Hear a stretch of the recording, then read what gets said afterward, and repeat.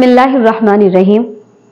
ہماری مسجد کا امام چور ہے، کیا رقم آپ نے لی تھی؟ عالم دین نے کہا، ہاں میں نے لی تھی۔ افریقہ کے ایک ملک میں ایک شخص حافظ قرآن، عالم شریعت کسی مسجد میں امام جماعت مقرر ہوا۔ لوگ اس عالم کا بہت احترام کرتے تھے اور ہر شخص چاہتا تھا کہ اس عالم کو اپنے گھر دعوت میں بلائے، خصوصاً رمضان المبارک میں۔ اسی سبب ایک مقتدی نے رمضان المبارک میں ان کو افطار میں اپنے گھر بلایا۔ عالم جی نے دعوت قبول کر لی اور افطار کے وقت اس مقتدی کے گھر پہنچے اور وہاں ان کا بہت شاندار استقبال کیا گیا۔ افطار کے بعد عالم دین نے میزبان کے حق میں دعا کی اور واپس چلے گئے۔ مقتدی کی زوجہ نے عالم کے جانے کے بعد مہمان خانے کی صفائی ستھرائی کی تو اسے یاد آیا کہ اس نے کچھ رقم مہمان خانے میں رکھی تھی، لیکن بہت تلاش کے باوجود وہ رقم اس عورت کو نہیں ملی اور اس نے اپنے شوہر سے پوچھا کہ کیا تم نے وہ رقم لی ہے؟ شوہر نے جواب دیا نہیں، اور پھر اس نے یہ بات شوہر کو بتا دی کہ مہمان کے علاوہ کوئی دوسرا فرد ہمارے گھر نہیں آیا اور ہمارا بچہ دوسرے کمرے میں تھا اور جھولے میں رہنے والا اتنا چھوٹا سا بچہ چوری نہیں کر سکتا۔ بالآخر دونوں اس نتیجے پر پہنچے کہ رقم مہمان نے چوری کی ہے، اور یہ سوچتے ہوئے میزبان کے غم و غصے کی انتہا نہ رہی کہ ایسا کیسے ہو سکتا ہے کہ ہم نے اتنے عزت و احترام کے ساتھ اپنے گھر بلایا اور انہوں نے یہ غلط کام کیا۔ اس شخص کو قوم کے لیے نمونہ عمل ہونا چاہیے تھا، نہ کہ چور ڈکیت۔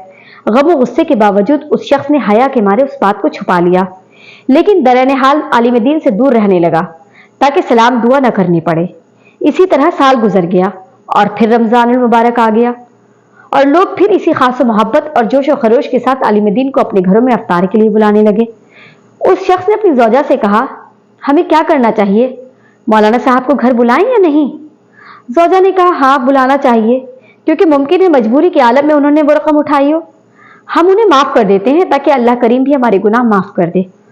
اور پھر اس شخص نے مولانا صاحب کو اسی عزت و احترام کے ساتھ اپنے گھر افطار پر بلایا، اور جب افطار وغیرہ سے فارغ ہو گئے تو میزبان نے مہمان سے کہا، جناب آپ متوجہ ہوں گے کہ سال بھر سے آپ کے ساتھ میرا رویہ بدل گیا ہے۔ عالم نے جواب دیا، ہاں، لیکن زیادہ مصروفیت کی وجہ سے میں تم سے اس کی وجہ معلوم نہ کر سکا۔ میزبان نے کہا، قبلہ میرا ایک سوال ہے اور مجھے امید ہے آپ اس کا واضح جواب دیں گے۔ پچھلے سال رمضان المبارک میں میری زوجہ نے مہمان خانے میں کچھ رقم رکھی تھی اور پھر وہ رقم اٹھانا بھول گئی اور آپ کے جانے کے بعد ڈھونڈنے کے باوجود وہ رقم ہمیں نہیں ملی۔ کیا رقم آپ نے لی تھی؟ عالم دین نے کہا، ہاں میں نے لی تھی۔